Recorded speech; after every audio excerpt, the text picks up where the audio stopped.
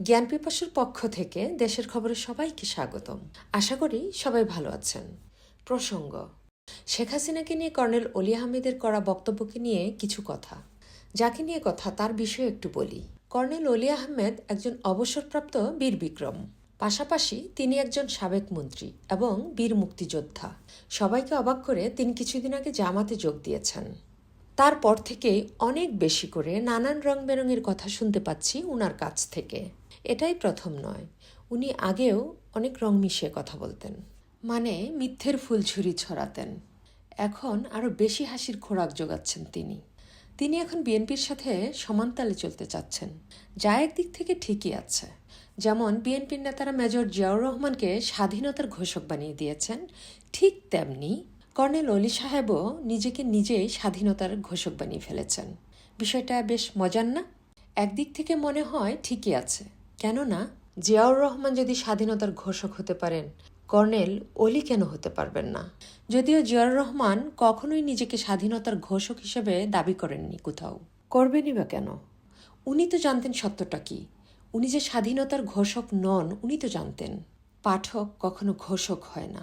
জিয়াউর রহমান এমন কেউ ছিলেন না যে ওনার কথা তখন কেউ শুনত। সবচেয়ে বড় কথা হলো, জিয়াউর রহমানের নিজ কণ্ঠের ধারণকৃত বক্তব্যের রেকর্ড, বিভিন্ন দলিল দস্তাবেজ এবং ইতিহাস থেকে এটাই প্রমাণিত হয় যে জিয়াউর রহমান বঙ্গবন্ধুর পক্ষে স্বাধীনতার ঘোষণাপত্র পাঠ করেন। তবে সেটা কিন্তু ২৭ তারিখ, ২৬ তারিখ কিন্তু নয়। আমাদের স্বাধীনতা দিবস ২৬ তারিখ, ২৭ তারিখ নয়। তাই বিএনপিরা স্বাধীনতার ঘোষক নিয়ে যতই লাফালাফি করুক কোনো লাভ নেই। তারা আর যাই করুক না কেন, জোড়াতালি দিয়ে একটা দেশের ইতিহাস বদলে ফেলতে পারবে না, সম্ভব না। যাই হোক, প্রসঙ্গে আসি। বিভিন্ন খবরের বরাত দিয়ে জানা গিয়েছে, কর্নেল অলি আহমেদ বলেছেন, হাসিনার পরামর্শে পশ্চিমবঙ্গে শুভেন্দুকে ক্ষমতায় বসানো হয়েছে।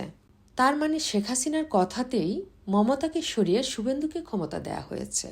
মিথ্যে প্রোপাগান্ডার একটা সীমা থাকা উচিত, তাই না? উনার কথা মতো বোঝা যাচ্ছে শেখ হাসিনাই সমগ্র ভারতের প্রধানমন্ত্রী এবং রাতারাতি আলাদিনের চেরাগ পেয়ে ভীষণ ক্ষমতাধর হয়ে উঠেছেন তিনি, যিনি কিনা ২০২৪-এর ৫ই আগস্ট নিজের দেশেই থাকতে পারলেন না। তিনিই নাকি আবার পশ্চিমবঙ্গের শুভেন্দু অধিকারীকে ক্ষমতায় বসিয়েছেন। ব্যাপারটা কি হাস্যকর নয়? জামাতের কর্নেল অলির বক্তব্যটা শুধু হাস্যকরই নয়, বরং পাগলের প্রলাপও বটে। জামাতের নেতারা যেমন অহরহ মিথ্যে বলে অভ্যস্ত, ঠিক তেমনি তিনিও প্রতিনিয়ত মিথ্যা বলে যাচ্ছেন।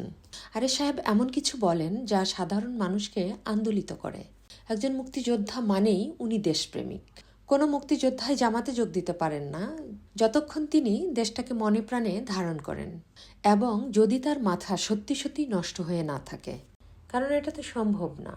মুক্তিযোদ্ধা আর জামাত, এই দুটোর আদর্শ একদমই বিপরীতধর্মী।